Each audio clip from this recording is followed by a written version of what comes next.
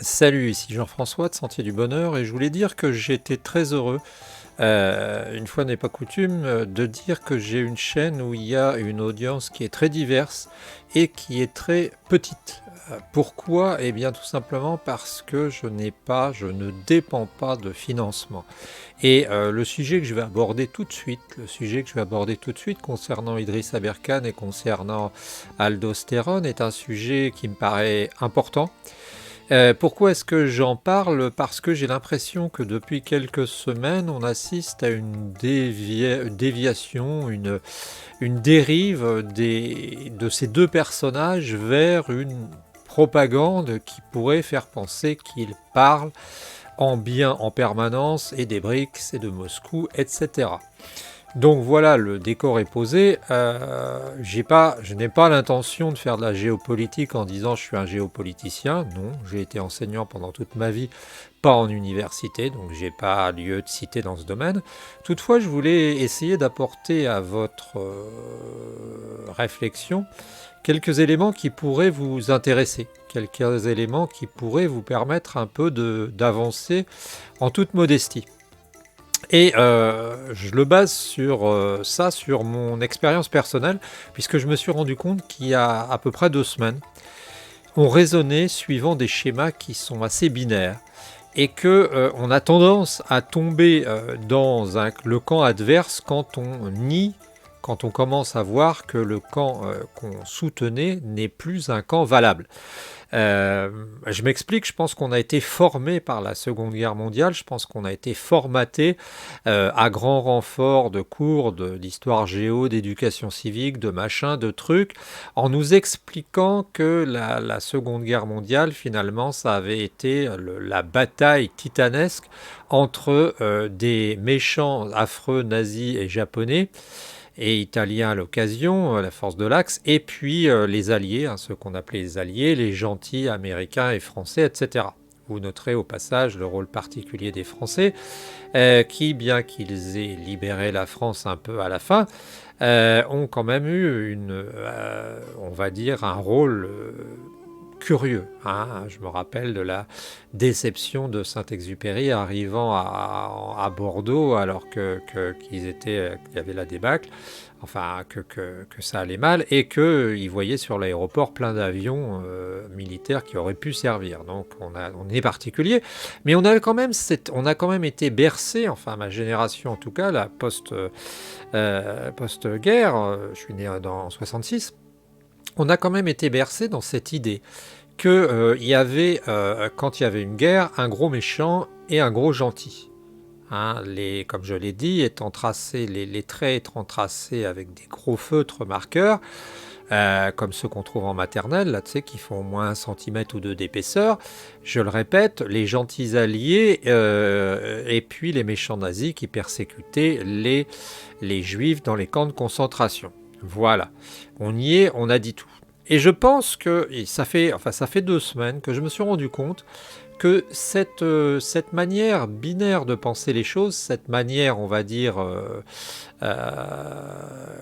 comment dirait-on, radicale, n'est peut-être pas finalement la bonne. C'est-à-dire que je prends l'exemple de ce qui se passe à Marseille, hein, la guerre des gangs, finalement, c'est une guerre des gangs. On est tous malheureux que des jeunes hommes de 18, 20 ans, 25 ans décèdent, mais on sait qu'assez souvent, je ne parle pas des cas de la pauvre dame qui est morte dans son appartement, dit du monsieur dont le neveu est mort par une balle perdue, je parle des gens qui sont vraiment connus des services de police. Et quand on voit ça, ben, on n'a pas l'impression que c'est une guerre des gentils, quoi. On a l'impression, on se dit, bah, ce sont des territoires qui sont disputés entre deux méchants. Eh bien, je me suis rendu compte que ce qu'on appliquait à la ville de Marseille, ce qu'on appliquait aux narcotrafiquants, eh bien, on ne l'applique pas à la guerre en général. Et j'en fais partie, il n'y a que 2 semaines dont je suis sorti, vraiment. Quand on a eu ce traumatisme qui était pour nous très important de se dire que on était en train de frôler une troisième guerre mondiale parce que des hommes eh bien, se disputaient, j'ai eu la tendance de chercher un camp où il y avait le mal. Eh ben oui, c'était logique. Hein. Est-ce que c'était Poutine? Est-ce que c'était Zelensky? Est-ce que c'était... Et jamais dans ma tête, je n'ai eu l'idée de penser que ce pouvait être les deux camps. Et c'est là que je veux en venir. C'est-à-dire que on a l'habitude, d'autant plus qu'on a un réflexe qui fait que quand on a une peur intense, on a tendance à trouver on va dire, des vertus au plus fort. Hein. Ça, c'est quelque chose de bien connu. De même que les femmes venaient à draguer Sarkozy parce qu'il était impuissant devant même sa femme, en lui donnant leur numéro de portable devant sa femme. Ça, c'est un phénomène des hommes puissants qui sont courtisés par les femmes. Hein. Allez voir des gens comme Frédéric qui parlent de la musculation et puis aussi de toutes ces notions. Et là, eh bien, on s'aperçoit qu'il y a un côté psychologique qui fait que quand on a vraiment peur, on a tendance à prêter à la personne qui nous fait peur peut-être des qualités comme si on s'en rapprochait parce que ça nous sécurise. Et on peut fort bien, en étant actuellement français, voir et réfléchir à la situation en Ukraine et se dire, aller de l'un à l'autre en se disant que finalement, oui, les Ukrainiens étaient un régime des plus corrompus du monde. Alors je ne sais pas si tu te rends compte, je suis allé en Afrique quand même pas mal, j'y ai vécu. En Afrique, c'est déjà pas mal la corruption. Hein. En Afrique, ils sont, sans faire de stigmatisation, c'est quand même des pros. Hein. S'il y avait des Jeux olympiques de la corruption, c'est sûr qu'ils seraient dans le trio de tête. Mais apparemment, l'Ukraine, c'était les meilleurs, c'était les plus corrompus. Donc, quand même, tu vois, tu te dis, on part pas de... Hein, la mariée n'était pas vierge. Et puis de l'autre côté, t'as Vladimir Poutine, alors dont on a fait une analyse psychologique, dont on a expliqué que les Russes sont pas les Américains et tout, mais Vladimir Poutine, il traîne quand même avec le chevelu, avec notre ami de la Corée du Nord et ses bombes atomiques. Il traîne quand même, il leur offre 4 ou 5 drones d'attaque explosives. Et tu vois, c'est pas non plus le gars comment dire, c'est pas non plus le gars que j'imaginerais comme gendre, tu vois, comme gendre idéal. Hein. J'ai pas de fille, mais bon, imaginons. Et donc en fait, je me pose la question et est-ce que finalement dans cette histoire, on n'en serait pas à se demander s'il n'y a pas un qui serait moins pire que l'autre et si les deux camps ne seraient pas des camps où finalement, eh bien, on va faire tuer des jeunes Russes, des jeunes Ukrainiens de chaque côté, on va créer d'horribles souvenirs, on va avoir des mutilés, on va avoir des gens qui vont souffrir toute leur vie. On ne sait pas trop combien, quoi, tout à fait. D'autant plus que le débriefing, eh ben, il est drôlement dur à faire. On ne sait pas à l'heure actuelle qui a vraiment tué Kennedy, on ne sait pas à l'heure actuelle ce qu'a été exactement la Seconde Guerre mondiale, et on ne comprend pas non plus complètement ce qu'a été la Révolution française. Hein. Certains affirment que ce serait, selon l'image populaire, une sorte de libération des peuples, spontanée du peuple, et puis d'autres disent qu'en fait ça réagit à des lois économiques, à des règles qui finalement ont fait qu'on a eu un soulèvement, mais que ça n'a pas été enfin. Bon, tu vois que l'histoire, elle est pas simple. Et là-dedans arrivent messieurs Aberkan et Aldosterone, hein, ou qui s'appellent comme ça.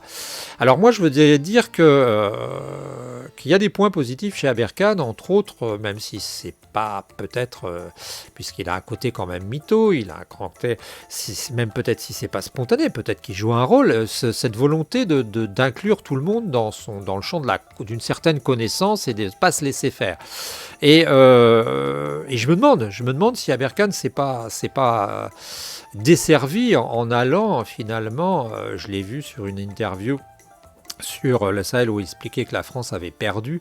Il avait interviewé un universitaire de droite, un réactionnaire, et à cette occasion aussi, je l'ai vu, me semble-t-il, interviewer des gens en Russie, etc. Et quant à Aldosterone, il est humain aussi, lui, enfin c'est un humain, il a un côté très humain, il est très compétent dans l'aéronautique, je ne sais pas trop quel est son parcours, mais c'est quelqu'un que j'ai vu sur une miniature où on disait le Frexit ne suffira pas, dérive de la... je crois que c'était faillite de la France. Bon, j'ai pas écouté parce que je lis beaucoup, j'écoute beaucoup d'autres choses et j'ai simplement réagi à la miniature. Et je me dis, la première des choses qui me vient à l'esprit, c'est que ces deux personnes parlent français correctement, ces deux personnes se réclament d'être. Je sais pas je sais pas si Aldo Stéron il est français, il est d'origine en tout cas, il est d'origine algérienne, et quant à Idriss Aberkan, il est aussi d'origine algérienne. Alors moi je me demande, ces deux personnes, et pour parler franchement, et pour mettre les pieds dans le plat, et je suis content d'avoir une petite chaîne pour pouvoir le dire, et de ne pas avoir de financement, si c'est si formidable, pourquoi est-ce que ces deux personnes ne vont-elles pas vivre en Algérie? Hein, voilà, parce que Idriss Aberkan vivait en Suisse, il n'a pas pu y rester, il est, je crois, arrivé en France, je crois.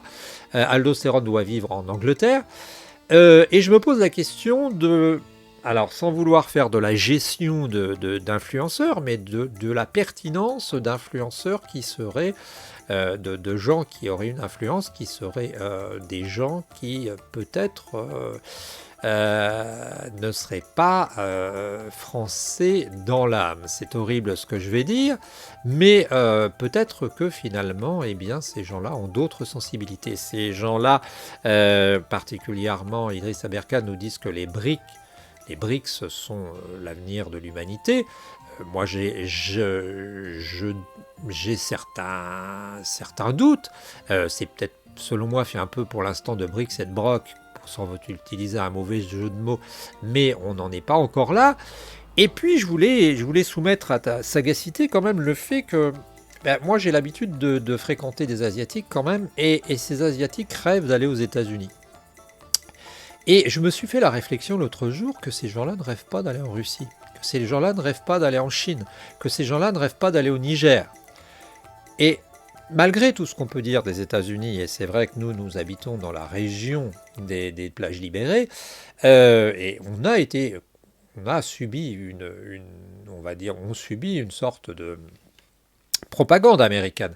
Mais tu vois, franchement, même quand je regarde cette chaîne Village Russie de l'excellent Nicolas, où j'apprends des choses très intéressantes sur la culture russe, où je découvre des choses, j'ai pas vraiment envie d'aller vivre en Russie, tu vois. La Roumanie, ça pourrait me dire, tu vois, mais vivre en Russie, ça me dit pas grand-chose.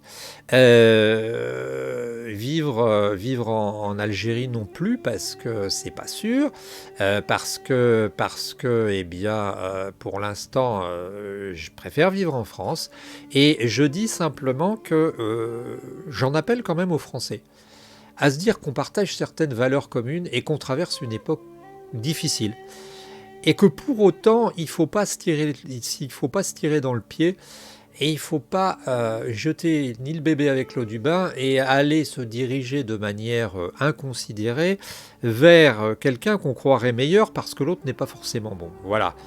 C'est ce que je voulais dire, c'est que, de même que les migrants, hein, on critique l'Europe, on dit l'Europe c'est une saloperie, oui c'est vrai qu'il y a des côtés, moi j'aimerais pas avoir dans ma famille la présidente de l'Union Européenne, von der Leyen, là, mais toutefois je dois avouer qu'il y a des points positifs aussi et qu'il y a beaucoup de forces qui voudraient que l'Europe soit supprimée.